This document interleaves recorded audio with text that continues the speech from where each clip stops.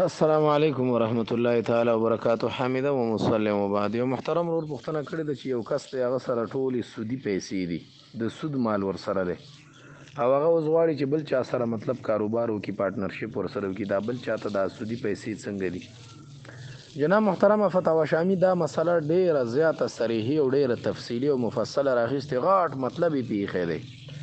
مطلب دا ور کړی، مطلب اذا اکتسب حراما ثم اشترى فهو على 5 اوجه.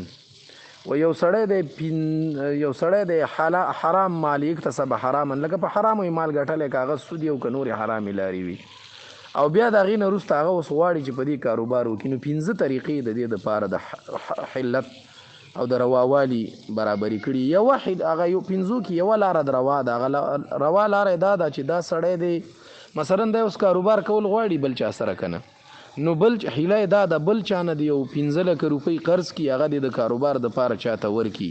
نو چې کله هغه پیسې هغه ته قرض ورکړي، نو قرض پیسې خو حلالي، بیا د هغه خپل قرض د دې خپل د سود د پیسو نه بیا خلاص کی. نو دغه یو لار ورته د چې خودلې دا غم حیله غوندې ده، از ډیره دغه نه ده، خو حیله ده، توکل په خدای.